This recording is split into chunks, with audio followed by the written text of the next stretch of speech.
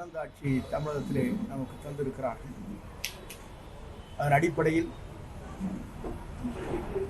துறையின் வாரியாக ஆய்வுப் பணிகள் மேற்கொண்டு சிறந்த முறையில் அந்த பணிகளை மேற்கொள்வதற்காக இன்றைக்கு தமிழகம் முழுவதும் உள்ள வருவாய்த்துறை அலுவலர்கள் மற்றும் அனைத்து துறையை சார்ந்திருக்கிறார்கள் அலுவலர் பெருமக்களை ஆய்வுப் பணிகள் நடைபெற இருக்கிறது.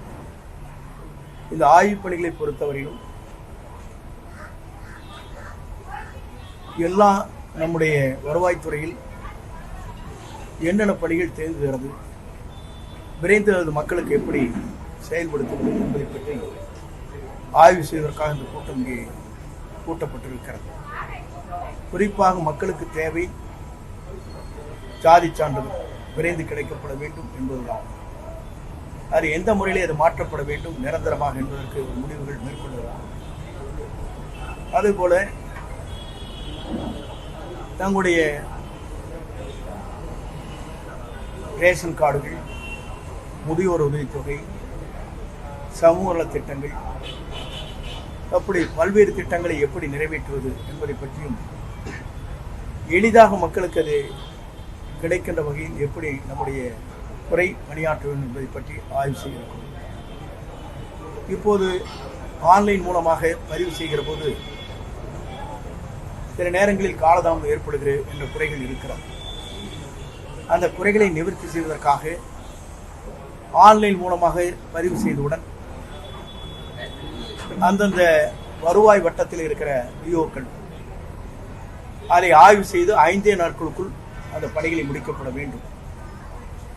அப்படி முடிக்கப்படவில்லை என்றால் கொடுக்கப்படுகிற மனுக்கள் அத்தனையும் ஏற்றுக்கொள்கின்ற அளவிற்கு ஆன்லைனில் பதிவு செய்யப்படும். அதற்கான நடவடிக்கை மேற்கொள்ளப்படும். அதேபோல நம்முடைய அரசு நிலங்கள், அதேபோல அரசிற்கு எந்தெந்த இடங்களில் நிலங்கள் இருக்கிறது என்பதை ஆய்வு செய்ய இருக்கும். அது எந்த முறையிலே அரசிற்கு அது பயன்படுத்தலாம் என்பதை ஆய்வு செய்கிற கூட்டமாக இந்த கூட்டம் அமைந்திருக்கிறது. அதே போலதான் பதிவு செய்கிற பத்திரப்பதிவில் பல்வேறு தேக்கங்கள் இருக்கிறது. அந்த பட்டா மாறுதல் என்பது பதிவு செய்வதற்கு பிறகு அதில் இருக்கிற தடைகளை நிவர்த்தி செய்ய வேண்டும் என்ற நோக்கத்தோடு தான் எல்லோரும் அதிலே கேட்கின்ற கேள்வி ஒன்றுதான். பட்டாக்கள் நீங்கள் சரியான முறையில் லேஅவுட் போடப்பட்டு பவுண்டரி போடப்பட்டு பட்டாக்கள் வழங்கப்படுகிறது. பட்டாக்களை ஒரு விற்கிற போது வாங்குகிற போது அதில் காலதாமம் ஏற்படாமல் அந்த பட்டாக்கள் உடனடியாக கிடைக்க வேண்டும் என்பதுதான் எங்களுடைய நோக்கம். ஏனென்று சொன்னால் அதிலே தான் இருக்கிற குறைபாடுகள் எல்லோரும் சுட்டி காட்டி கொண்டிருக்கிறார். ஆக அந்த சுட்டி காட்டுகிற குறைபாடுகளை எப்படி நாம் விரைந்து செயல்படுத்த வேண்டும் என்பதன் மூலமாக வேறு முறைகளில் இதை எப்படி ஒழுங்குபடுத்த வேண்டும், பதிவுத்துறையும் வருவாய்த்துறையும் இணைந்து அந்த பணிகளை நாம் எப்படி மேற்கொள்ள வேண்டும் என்பதை பற்றி ஆய்ந்து அந்த பணிகளை விரைந்து செய்வதற்காக நடவடிக்கை நாங்கள் மேற்கொண்டிருக்கிறோம். அதுபோல இயற்கை சீற்றங்கள் எப்படி இருக்கிறது என்பதை ஆய்ந்து ஆங்காங்கே உரிய நடவடிக்கை மேற்கொள்வதற்காக விரைந்து நடவடிக்கை மேற்கொள்வதற்காக அதற்காக சமூக ஆர்வலர்கள், அதேபோல நிறுவனங்கள், பள்ளிகள், கல்லூரிகள் இதற்காக யார் தயார் நிலையில் இருக்கிறார்கள் அந்த பகுதியில் அவர்கள் மூலமாக அந்த பணிகளை விரைந்து நிறைவேற்றுவதற்கு நாம் அந்த பணிகளை மேற்கொண்டிருக்கிறோம். இப்போது தென்மேற்கு பருவமழையை பொறுத்தவரையிலும் மாஞ்சோலை கொஞ்சம் அதிகமாக கூடுதலாக மழை பெய்திருக்கிறது. கூடுதலாக மழை பெய்தால் மட்டும்தான் தாமிரபரணி ஆற்றில் நீர் நமக்கு கொள்ளளவு கூடுதலாக அந்த அணையில் கிடைக்கும். அதே போல நம்முடைய மாற்றிடங்களை பார்க்கின்ற போது கூடுதல் மழைகள் இப்போது இல்லை. மேட்டூர் அணையை பொறுத்தவரையிலும் கேட்ச்மெண்டல் ஏரியா என்று சொல்லப்படுகிற உடகு பகுதியில் மழை குறைவாக இருக்கின்ற காரணத்தின் அடிப்படையில் குறைந்த அளவுதான் மேட்டூருக்கு தண்ணீர் வந்து கொண்டிருக்கிறது. 2642 கனடியன் சொல்கிறார். ஆகவே நாங்கள் அனைத்தும் கூர்ந்து கவனித்துக் கொண்டு விரைந்து இந்த பணிகளை மேற்கொள்வதற்காக என்னென்ன முறையில் இயற்கை சீற்றங்கள் வருகிற போதும் சரி, வறட்சிகள் வருகிற போதும் சரி, வெள்ளங்கள் எங்கே தேங்குகிறதோ அதை எப்படி நாம் விரைந்து அந்த பணிகளை மேற்கொள்கிற போது அது சீரான முறையில் செயல்படுத்த முடியும் என்பதை வருவாய்த்துறையின் மூலமாக அந்த பணிகளை மேற்கொள்வதற்காக இன்றைக்கு ஆய்வுக் கூட்டங்கள் நடைபெற்றுக் கொண்டிருக்கிறது. இந்த ஆய்வுக் கூட்டத்தின் மூலமாக நாங்கள் எடுத்துச் சொல்வது ஒன்றுதான். இன்று பேரிடர் மேலாண்மை துறையின் மூலமாக ஒரு ஒரு புத்தகம் வெளியிட இருக்கிறோம். அதன் மூலமாக நாம் பார்க்கின்ற போது அந்த புத்தகத்தை வெளியிடுகிற போது ஸ்டேட்மெண்ட் அது கொடுக்கிற போது என்னென்ன வகையில் நாம் அந்த பணிகளை மேற்கொள்ள இருக்கிறோம் என்பதை தெரிந்து இன்று அது செயல்படுத்துவதற்காக வெளியிட இருக்கிறோம். 2026 வெப்ப செயல் திட்டங்கள் என்ற முறையில் பேரிடர் மேலாண்மை துறையின் மூலமாக அது வெளியிட இருக்கிறோம். இயற்கை சீற்றங்கள் வருகிற போது அதை எப்படி நாம் நேரடியாக அதிலே உடனுக்குடன் நிவாரணப் பணிகளை ஆற்ற வேண்டும் என்ற அனைத்து நிலையும் என்று அந்த பணிகளை மேற்கொள்வதற்காக இந்த துறையின் மூலமாக இன்றைக்கு ஒரு வெளியீடுகளை வெளியிடுகிறோம். ஆகிய துறையை பொறுத்தவரையிலும் இனி நம்முடைய தமிழக முதல்வர் நினைக்கின்ற மக்களுக்கு எப்படி விரைந்து அந்த பணிகளை மேற்கொள்ள வேண்டும், மக்கள் என்ன எண்ணங்களோடு நமக்கு வாக்களித்திருக்கிறார்கள், அந்த மக்களுக்கு நாம் எப்படி செயல்படுத்த வேண்டும், எளிமையான முறையில் அந்த மக்களுக்கு எப்படி கிடைக்க வேண்டும் என்ற முறையில் அந்த பணிகளை மேற்கொள்வதற்காகத்தான் இன்றைக்கு ஆய்வுப் பணிகள் துவங்கி இருக்கிறது. இந்த ஆய்வுப் பணிகள் மூலமாக 2 மாத காலத்திற்குள் என்னென்ன பணிகளை நாங்கள் விரைந்து செய்ய போகிறோம், விரைந்து செய்ய வேண்டும் என்பதை முடிவு செய்து மக்கள் நிறைவு பெறுகின்ற அளவுக்கு, மக்கள் பாராட்டுதலை பெறுகின்ற அளவுக்கு இந்த துறை செயல்படுத்தும் என்பதை மகிழ்ச்சியோடு நான் தெரிவித்துக் கொள்கிறேன். கடந்த ஆட்சி காலத்தில் இந்த பேரிடர் மேலாண்மைக்கு ஒதுக்கப்படக்கூடிய நிதியில ஒரு சிக்கல்கள் இருந்தது. திமுக அரசு கேட்கும் பொழுது கம்மியான அளவு நிதி தான் ஒதுக்கப்பட்டது. இந்த கவர்மெண்ட்ல நம்ம என்ன முயற்சி எடுக்கணும்? இல்லை, இந்த அரசை பொறுத்தவரையிலும் நமக்கு தேவையான பேரிடர் மேலாண்மை துறைக்கு 1000 கோடி ரூபாய் நமக்கு தேவை என்று சொன்னோம். அந்த நிதியை மத்திய அரசு வழங்கி இருக்கிறது. அதில் எந்த தயக்கம் காட்டுவதில்லை. ஆகவே நாம் கேட்கின்ற போதே மத்திய அரசு நமக்கு வழங்க வேண்டிய நிதிகளை இப்போது முன்னெச்சரிக்கையாகவே வழங்கப்பட்டிருக்கிறது என்பதை மகிழ்ச்சியோடு தெரிவித்துக் கொள்கிறேன். வருகின்ற 11ஆம் தேதி என்று முதல்வர் அவர்கள் நிதி ஆயோக் கூட்டத்துக்கு போறாங்களா சார்? போனா ரெவன்யூ டிபார்ட்மெண்ட் சார்பாக எந்த மாதிரியான விஷயங்கள்லாம் இல்லை, எல்லா துறைகளை பற்றி பேசுகிறார். ஒரு துறை அல்ல, தமிழ்நாட்டில் இருக்கிற அனைத்து துறையிலும் என்னென்ன நிவாரணப் பணிகளை செய்ய வேண்டும், மத்திய அரசு நமக்கு நிதிகளை எப்படி வழங்க வேண்டும், மத்திய அரசுக்கு என்னென்ன அனுமதிகளை பெற வேண்டும், கொடுக்க வேண்டும் என்பதெல்லாம் அவர் அங்கே பேசுகிற போது பேசியிருக்க. போன முறை அதைத்தான் பேசிவிட்டு வந்தார். ஆகவே செய்திகளை பொறுத்தவரையிலும் அவர் எடுத்திருக்கிற ஒவ்வொரு முயற்சியில் நீங்கள் கண்காணிக்க வேண்டும். இன்று ஒவ்வொரு நாளும் அவர் எடுக்கின்ற முயற்சிகள் என்பது தமிழ்நாட்டில் வரலாற்றில் இடம்பெற்றிருக்கிற ஒன்றாக இருக்கிறது.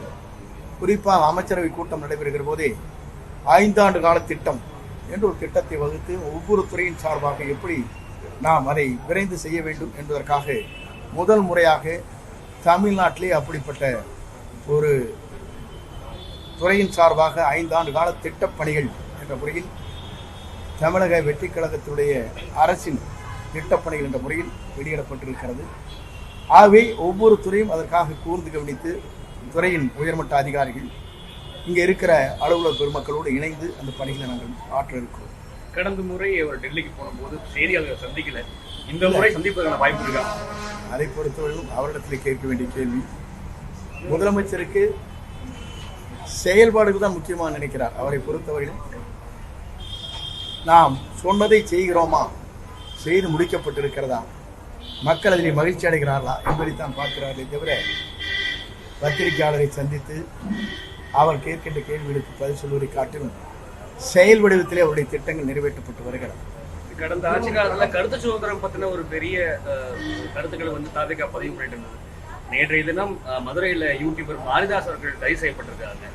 அதை வச்சு நான் அவருடைய குடும்பம், அவருடைய பெயர் இந்த பொதுவாக என்ன விதிகளின் அடிப்படையிலே அவரை கைது செய்யப்பட்டார் என்பது சட்ட ரீதியாக எனக்கு தெரியவில்லை. நான் சொல்வதுதான், பத்திரிகை சுதந்திரம் என்பது முழுமையாக சுதந்திரம் வேண்டும். அது எப்படி இருக்க வேண்டும் சொன்னால் மக்கள் வளர்ச்சி பணியில் இருக்க வேண்டும். தனிப்பட்ட விமர்சனம் இல்லாமல் மக்கள் வளர்ச்சி பணிகள் எப்படி இருக்க வேண்டும் என்று பத்திரிகை நீங்கள் சொல்லுகிற போது பத்திரிகை சுதந்திரம் மட்டுமல்ல, நாடே வளர்ச்சி அடையும்.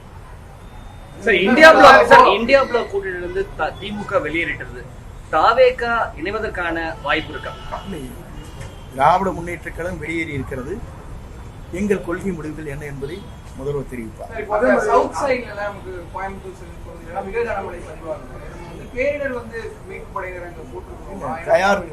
பேரிடர் மீட்பு படைகளை பொறுத்தவரையும் கோவையும் தயாராக இருக்கிறார்கள், நீலகிரியிலும் தயாராக இருக்கிறார்கள். நீலகிரியில் நிலச்சரிவு ஏற்படும் பட்சத்தில் ஏற்பட விடமாட்டோம். அப்படி வருகிற போது அதற்கான பாதுகாப்பிற்காக ஹெலிகாப்டர் தயார் நிலையில் இருக்கிறது. கடந்த ஆட்சி காலத்தில் 6 மாதத்துக்கு முன்பு ஆன்லைன்ல பட்டா அப்ளை பண்ணும்போது இது வரைக்கும் வரல. இனி அந்த நிலையை இருக்கக்கூடாது என்பதற்காக இந்த கூட்டம் விரைந்து செயல்படுத்த வேண்டும் என்கிற நோக்கம், ஏழை எளியோருக்கு இருக்கிற இந்த குறைபாடுகளை எளிமையான முறையிலே அதை செயல்படுத்துவதற்கான இந்த கூட்டம். நீங்கள் பொறுத்திருந்து ஒரு 3 மாத காலங்கள் பொறுத்திருங்க. எங்கள் துறையுடைய வேகம் ஏற்கமான வேகத்தில் இருக்கும். ஆர்ஐ ரெவன்யூ இன்ஸ்பெக்டர் நின்றுடுது சார், விஏஓக்கெல்லாம் பாஸ் ஆயிடுது சார். ரெவன்யூ ஆர்ஐ கிட்ட வரும்போது தான் சார் பிரச்சனை ஆகுது. இல்ல வாரிசு சான்றிதழ் சரி இல்ல, பொதுவாக நான் இன்னைக்கு ஒன்றே ஒன்று சொல்கிறேன், அதையெல்லாம் சரி செய்வதற்காகத்தான் இந்த கூட்டம். வாரிசு சான்றிதழாக இருந்தாலும் சரி, கம்யூனிட்டி சர்டிபிகேட்டாக இருந்தாலும் சரி, பட்டாவாக இருந்தாலும் சரி, பட்டா மாற்றங்கள் இருந்தாலும் சரி, எளிமைப்படுத்துவதற்காகத்தான் இந்த கூட்டம் கூட்டப்பட்டிருக்கிறது. 3 மாத காலம் கழித்து நீங்கள் பாருங்கள், இந்த துறையுடைய வேகம், நீங்கள் கேட்கின்ற கேள்விகள் அனைத்தும் நீங்கள் பாராட்டுகின்ற அளவுக்கு இருக்கு. 1 பாயிண்ட் கம்ப்ளைண்ட் பாக்ஸ் இருந்தா நல்லா இருக்கும் சார். ஏன்னா நிறைய அதாவது ரிஜெக்ஷன் ஆயிடுது. ரிஜெக்ட் ஆயிட்டு இந்த ரீசன் கோசம் ரிஜெக்ட் ஆயிடுது, அதுக்கு மேல அதை ப்ரொசீட் பண்ண முடிய மாட்டேங்குது. இல்லை, பொதுவாக ஒவ்வொருவரும் கொடுக்கப்படுகிற மனுக்களை ஆய்ந்து அதிலே ஆன்லைன் மூலமாக டிஜிட்டல் மூலமாக பதிவு செய்வது எது என்பதை முடிவு செய்வோம். என்னென்ன மனுக்கள் ஏற்றுக்கொள்ள இயலாது, அதற்கு என்ன காரணம் என்பதை 15 நாட்களுக்கு அந்த மனு கொடுக்கப்பட்டவர்களுக்கு கடிதங்கள் வரும். ஆக்சுவலாக